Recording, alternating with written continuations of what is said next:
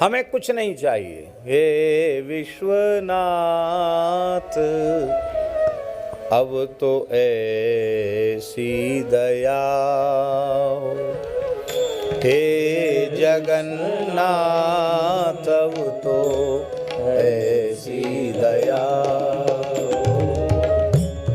हे जगन्नाथ अब तो ऐसी दया हो, हे जगन्नाथ अब तो ऐसी दया। ये जीवन निरर्थक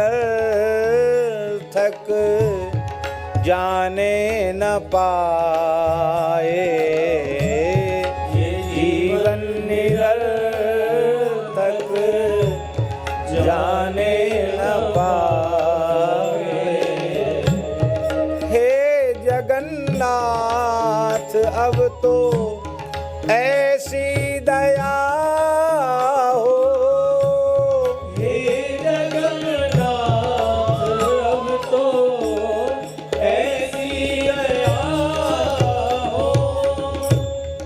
ये मन न जाने क्या क्या दिखाए, ये मन न जाने क्या क्या दिखाए, कुछ बन न पाया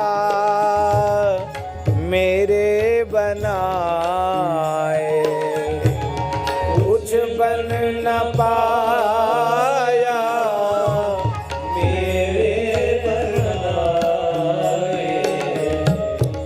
संसार में ही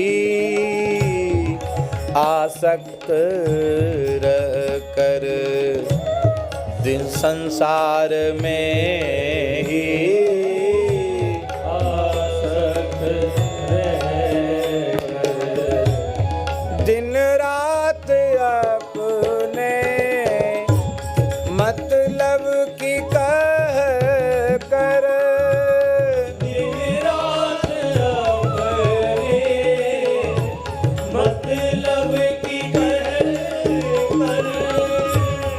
सुख के लिए लाखों दुख सह कर, सुख के लिए लाखों दुख सह कर।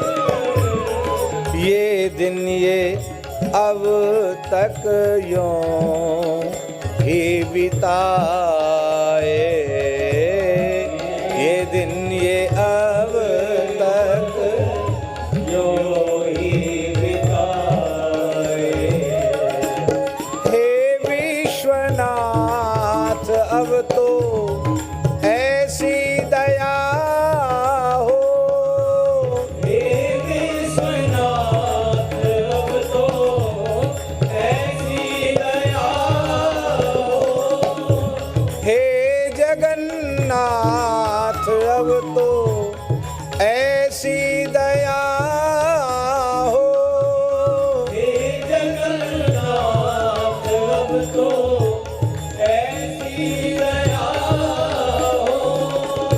ये जीवन निरर्थक जाने न पाए, ये जीवन निरर्थक जाने न पाए, हे प्रभु हमें निरभिमानी बना दो, हे प्रभु हमें निरभिमानी बना दो। सारे झगड़ों की जड़ है अभिमान।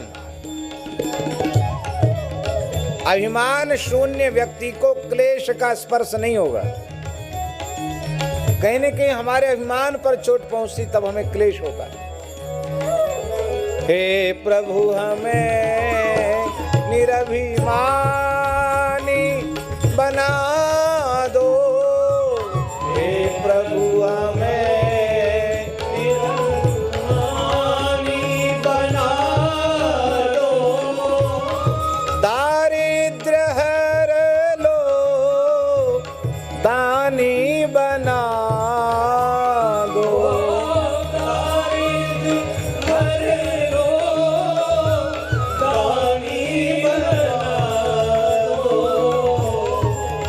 आनंदमय विज्ञानी बना दो, आनंदमय विज्ञानी बना दो। मैं हूँ प्रभु ये आशा लगाए, मैं हूँ प्रभु ये आशा लगाए। हे विश्वनाथ अब तो ऐसी दया हो हे विश्वनाथ अब तो ऐसी दया हो। हे जगन्नाथ अब तो ऐसी दया हो। हे जगन्नाथ अब तो ऐसी दया हो। ये जीवन निरर्थक जाने न पाए, ये जीवन निरर्थक जाने न पाए। वह योग्यता दो सत्कर्म कर लूं, वह योग्यता हो सत्कर्म कर लूं। अपने हृदय में सद्भाव भर लूं। अपने हृदय में सद्भाव भर लूं। नर्तन है साधन भव सिंधु तर लूं। दर्शन है साधन भव सिंधु तर लूं। ऐसा समय फिर आए न आए, ऐसा समय फिर आए ना आए। हे विश्वनाथ अब तो ऐसी दया हो। हे विश्वनाथ अब तो ऐसी दया हो। जीवन निरर्थक जाने न पाए, जीवन निरर्थक जाने पाए।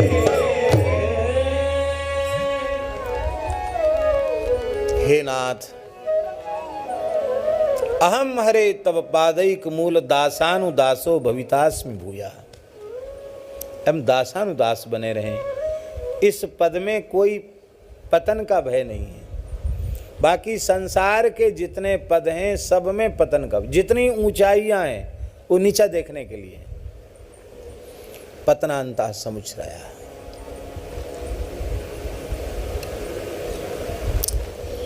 जितना ऊंचे बढ़ोगे, जितना ऊंचा अपने आप को मानोगे, उतना अधिक नीचा देखने का भय बना रहेगा। आप जमीन पर बैठे हैं, संतुलन बिगड़ गए, डगमगा गए तो वहीं तो लुढ़कोगे, ज़्यादा चोट नहीं आएगी। इस पर बैठे हुए बाबूजी उधर से उधर हो गए तो ज़्यादा चोट लगेगी। और हम और ऊपर हैं, हम और ऊपर से लुढ़के तो हमको तो और ज़्यादा चोट आ जाएगी। जितना ऊंचा चढ़ोगे उतना नीचे गिरने का भय बना रहेगा। हे नाथ आप अपने चरणों का दास हमें बना लीजिए। चरणों का दास बना लेना, और कुछ नहीं चाहिए।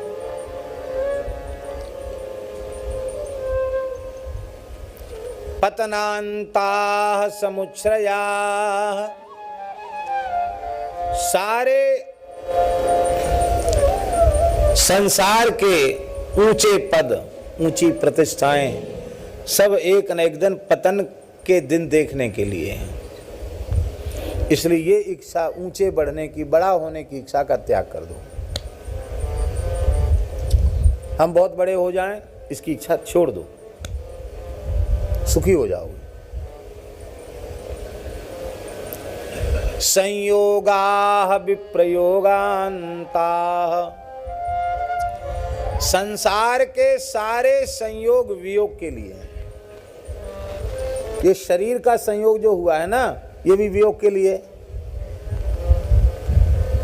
समय का संयोग हुआ, ये भी वियोग के लिए है। घर का संयोग हुआ है, ये भी वियोग के लिए है। व्यवसाय का संयोग हुआ, ये भी वियोग के लिए है। आखिर तो सब छोड़ के जाना पड़ेगा कि नहीं जाना पड़ेगा। परिवार का संयोग हुआ, वो भी वियोग के लिए है। जो कुछ हमको मिला है वो छूटने के लिए मिला है। इसलिए संयोग के क्षण में ही वियोग इसकी परिणति है। ऐसा जिसके ध्यान में आ गया वो प्रभावित नहीं होता संयोग वियोग से। न संयोग में सुखी होगा, न वियोग में दुखी होगा।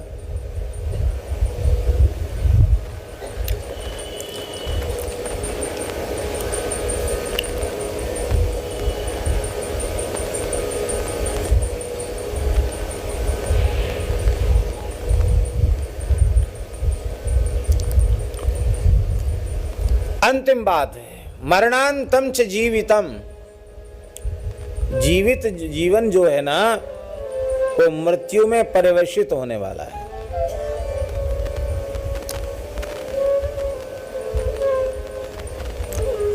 बहुत से ज्योतिष के विद्वान होते हैं, तो ग्रह नक्षत्र देख करके, जन्मांग देख करके भूत भविष्य बता देते हैं। और कुछ अलल टप्पू भी होते हैं। अलल टप्पू माने गोल मटोल बातें उनको कंठस्थ रहती हैं, उन्हीं से वो ज्योतिषाचार्य बन जाते हैं। आप लोगों पर बहुत भरोसा करते हैं, लेकिन कहीं कहीं आप भी धोखा खा जाते हैं। ऐसा कौन आदमी जो धोखा ना खावे। आप इकट्ठा तो बहुत करते हैं, खर्च हो जाता है। खर्च तो सबसे ही होता है। आप सब पर भरोसा करते हैं, लेकिन आप पर लोग भरोसा नहीं करते हैं। ऐसी कुछ गोल मटोल बातें भी होती हैं जो सबको कंठस्थ रहती हैं। पर एक इतना सुंदर फलादेश जिसमें कोई बड़े से बड़ा ज्योतिषी उसको गलत सिद्ध नहीं कर सकता, और बिना ज्योतिष पढ़े लिखे वो फलादेश आप कर सकते हैं। वो फलादेश है कि जो पैदा हुआ है वो मरेगा जरूर। ये इसमें ज्योतिष पढ़ने की न 27 नक्षत्र याद करने की जरूरत है, ना 12 राशियां, कुछ नहीं। मरने के लिए पैदा हुआ है। ये सब कोई कह सकते इसका भविष्य, इसका भविष्य बताओ। मरने के लिए पैदा हुआ है, यही भविष्य है इसका। और क्या भविष्य है? जीवन मृत्यु में पर्यवसित होने वाला है। उसका अंतिम परिणाम मृत्यु है। और जब ये बात समझ में आ जाएगी भीतर से, तो जब तक मृत्यु की अंक में नहीं गए हैं, तब तक इस देह से हम साधन कर लें। कब ये छूट जाएगा इसका कोई ठिकाना नहीं है। गृहीत इव केशेषु मृत्युना धर्मम आचरेत। मौत ने हमारी चोटी पकड़ रखी है, ऐसा विचार करके धर्माचरण करना चाहिए। क्योंकि मृत्यु अवश्यम भावी है। कब कौन मर जाएगा, किसकी मृत्यु हो जाएगी, इसको कोई नहीं जान सकता। इसलिए बहुत लंबी चौड़ी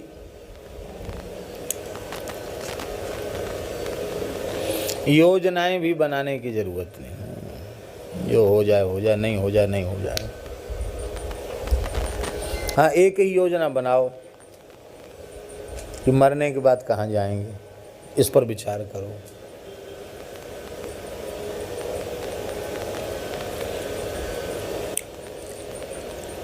पैदा हुए हैं मरने के लिए और मरेंगे पैदा होने के लिए। पैदा हुए हैं मरने के लिए, और मरेंगे। पैदा हुए हैं मरने के लिए तो ठीक है, लेकिन मरेंगे पैदा होने के लिए। इसके बदलाव में आपको भगवान ने स्वतंत्रता दे रखी है। आप चाहें तो मरने के बाद पैदा होने की कोई आवश्यकता नहीं है। केवल आप चाहें। हमारी कुछ इच्छाएं, कामनाएं शेष थीं, उन कामनाओं इच्छाओं का परिणाम यह वर्तमान जीवन है। और फिर वैसी ही इच्छाएं, वासनाएं, कामनाएं पाल पोस कर रख लेंगे चित्त में, तो फिर पैदा होंगे और इसी जन्म में सब फांस काट दो। कुछ नहीं चाहिए हमें, केवल भगवान के चरण कमल चाहिए, कुछ नहीं चाहिए, बस काम बन जाएगा।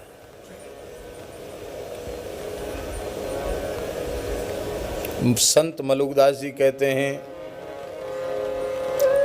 मरना मरना भांति है, मरने मरना भांति है, जो मर जाने कोई, राम दुआरे जो मरे, बहुरी न मरना होए। भगवान के होकर मर जाओ, फिर द्वारा मरना नहीं पड़ेगा। जय जय श्री राधे।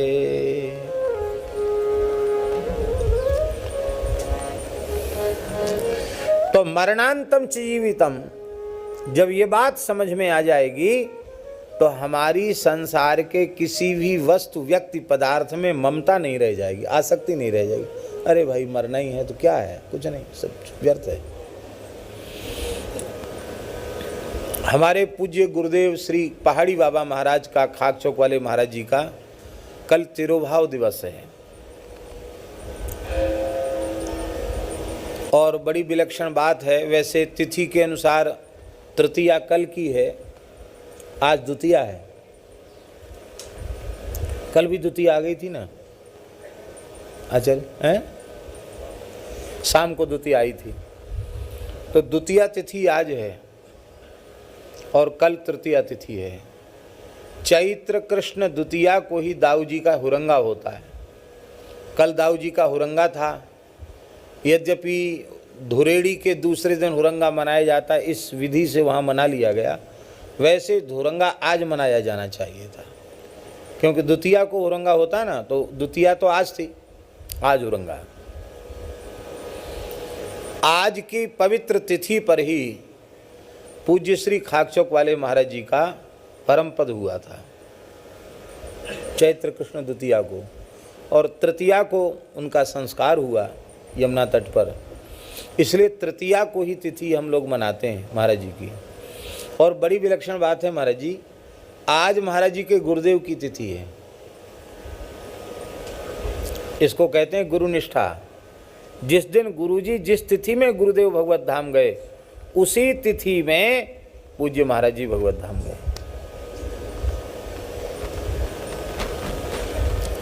और गुरुजी महाराज जी के गुरुदेव द्वितीय पहाड़ी बाबा अनंत श्री संपन्न परम गुरुदेव श्री स्वामी लक्ष्मण दास जी महाराज, उनका जन्म दाऊ जी का ही था, बलदेव जी का ही जन्म था उनका। सनाढ़ विप्र कुल में उनका जन्म हुआ था और उनके पिता उस जमाने में जमींदार थे बड़े। महाराज 65 साल के हो गए, कोई संतान नहीं हुई और निराश हो गए, तो अपने भाई को सब संभला के यहाँ वृंदावन वास करने के लिए चले आए दाऊ जी से। और यहाँ परिक्रमा करते करते उनको वहीं यमुना जी बहती थी जहाँ खाक चौक है। अगाध यमुना जी का जल था, इतना गहरा जल था, महाराज जी बताते हाथी डूब जाए, इतना गहरा पानी था यहाँ खाक चौक के सामने।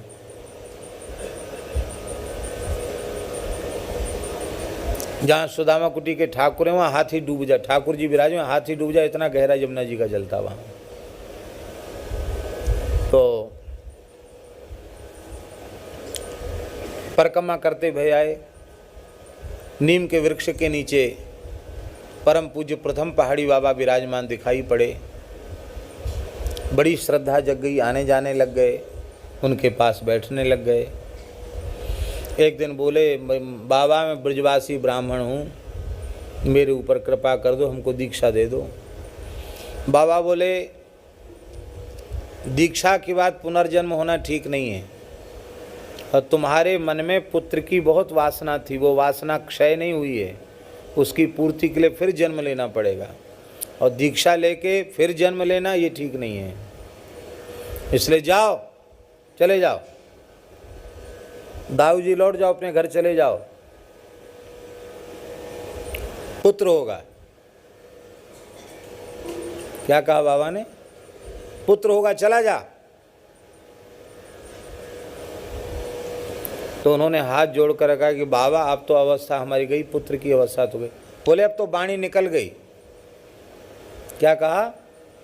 अब तो वाणी निकल गई, मैंने अब तो पुत्र होगा ही, मैंने कह दिया तो होना है। तो वो बोले, पंडित जी बोले, ब्रजवासी तो थे, बाबा है जाएगा तो मैं तुम्हें ही दे दूंगा, आपके चरणन में भेंट कर दूंगा।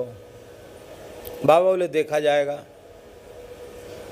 वे दाऊ जी लौट गए और एक बालक का जन्म हुआ।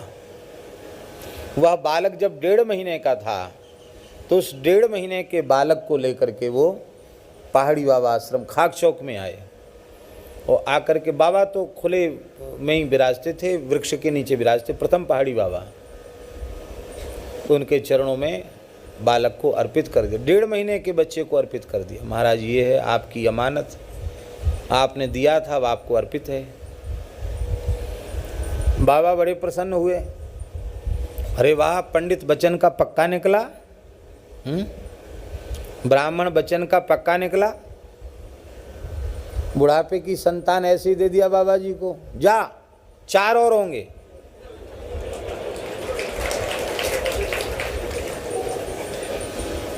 पंडित जी बोले, बाबा ब्रजवासी बुढ़ापे में नाम धरेंगे कि लाइन लग रही है। बाबा बोले अब तो वाणी निकल गई, अब तो जो वाणी से निकल गया वो होना ही है। बोले इस बच्चे को ले जाओ, थोड़ा सावधान हो जाए तो मेरे पास, मेरी अमानत है, ये तो इसको गिनती में नहीं रखना, 4 और होंगे, ये सबसे ज्येष्ठ मेरा है। 4 पुत्र और पंडित जी के हुए, और जब उस बालक का नाम रखा बाबा ने, 1.5 महीने के बालक का नाम रखा लक्ष्मण दास। तो बहुत अच्छा साधु होगा ये लक्ष्मण दास, इसका नाम हम धरते हैं, अभी रखो, थोड़ा सावधान हो जाए तो हमारे पास पहुंचा देना। जब वो 7 वर्ष की आयु के हुए तब उनके पिता माता यहाँ बाबा के पास पहुंचा गए। फिर बाबा ने उनका सविधि यज्ञोपवीत कराया, और फिर यज्ञोपवीत के बाद सीधे विरक्त दीक्षा दे दी, साधु बना दिया। कितने साल की उम्र में? 7 साल की आयु में विरक्त बना दिया। और जीवन पर्यंत पूज्य श्री लक्ष्मण दास जी महाराज भी एक लंगोटी में रहे, अखंड भस्म और एक लंगोटी। ठाकुर श्री विजय कृष्ण गोस्वामी जी जटिया बाबा, उन्होंने पूछा श्री लक्ष्मण दास जी महाराज से कि आपके मत में साधु की परिभाषा क्या है। वृंदावन में आए तो उन्होंने पूछा, तो पूज्य श्री लक्ष्मण दास जी महाराज बोले कि मैं उसे साधु समझता हूँ जिसके मरने के बाद उसके शरीर को ढकने के लिए कफन का कोरा कपड़े का टुकड़ा भी न मिले संग्रह के नाम पर, और संग्रह के नाम पर फूटी कौड़ी न निकले, उसको मैं साधु समझता हूँ। और जिसको मरने के बाद दुनिया भर का संग्रह मिला उसको मैं साधु नहीं समझता। ऐसे थे बाबा फक्कड़। और महाराज जी सुनाते थे, महाराज जी पुजारी थे खाक चौक में, महाराज जी सुनाते थे, बड़ा दिव्य स्वरूप था, गौर वर्ण था। आपने देखा होगा चित्र छवि बाबा की, श्री लक्ष्मण दास जी महाराज की, ऐसी सुंदर छवि, क्या कहना, एकदम सुगठित शरीर, समस्त समविभक्तांगो स्निग्धवर्ण प्रतापवान, बड़ा दिव्य स्वरूप था उनका। बाल ब्रह्मचारी थे, महान योगी थे, महान तपस्वी थे। ऐसे सिद्ध पुरुष के चरणों में जो आ गए हों 7 साल की उम्र में, उनका जीवन कैसा होगा आप सोचिए।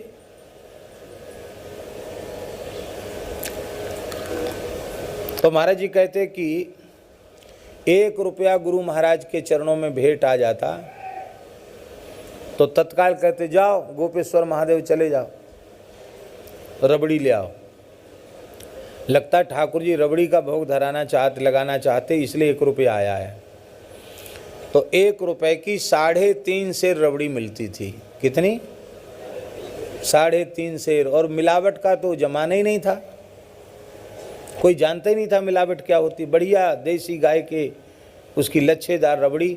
और महाराज जी कहते थे गोपीश्वर महादेव की रबड़ी प्रसिद्ध थी, वृंदावन में प्रसिद्ध थी गोपीश्वर महादेव की रबड़ी दुकान की किसी जमाने में।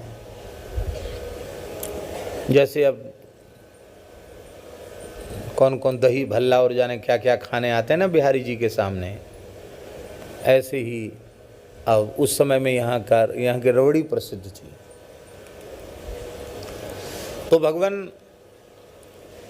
3.5 से रबड़ी आती और ठाकुर जी को भोग लगकर बाबा ये नहीं कि अमुक व्यक्ति गया है अभी अमुक काम में लगा है अब उसको नहीं, जो सामने बैठे उनको तत्काल बांट के खत्म, स्वयं एक कण लेते और कहते हाजिर में हुज्जत नहीं गैर की तलाश नहीं। कहते हाजिर में हुज्जत नहीं गैर की तलाश नहीं, खत्म करो खत्म करो, रखना नहीं, संग्रह नहीं करना।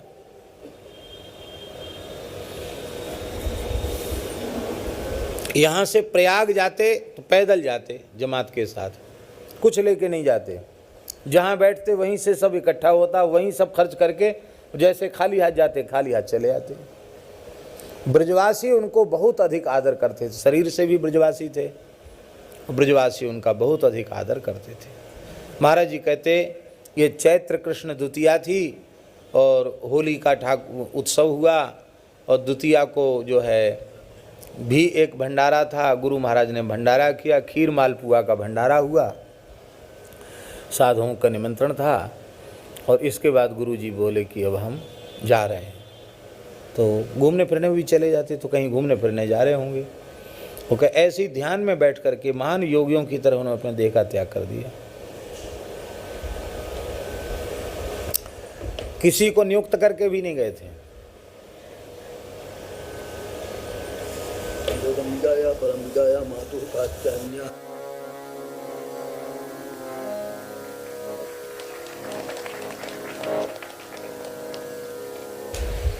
एक कुर्सी दे देना बैठने के लिए। श्री वृंदावन बिहारी लाल की जय। पूज्य श्री नैया एक गुरु जी कृपा करके पधारे हैं, एक कुर्सी लाओ, यहाँ कुर्सी आ जाएगी, यहीं लगा दो। तो भगवान, हाँ लग गई कुर्सी। तो महाराज जी कहते कि ऐसे ही आज गुरु जी का शरीर पूरा हुआ और जिस दिन होली थी माने चैत्र कृष्ण प्रतिपदा, शाम को बैठे तो ऐसे ही गुरु जी अपने आप बोले, अरे भाई महात्माओं बताओ, हम तो गुरु महाराज की सेवा में पहुँचेंगे, हमारे पीछे यहाँ कौन सेवा करेगा। एक बूढ़े महात्मा थे, वो ऐसे ही बोले, अरे इस पुजारी को बना देना। महाराज जी के लिए बोले कि पुजारी संभालेगा, पक्का, हाँ वो हो गया, पक्का हो गया, यही संभालेगा। फिर महाराज जी को ही महंत पद पर विराजमान किया गया। ऐसे अपने तरफ से कुछ करके नहीं, कहते तो जरूर है जन्मत मरत दुसह दुख होई, लेकिन सुमन माल जिमि कंठ ते गिरत न जाने नाग, समाधि लगाकर देह का त्याग किया।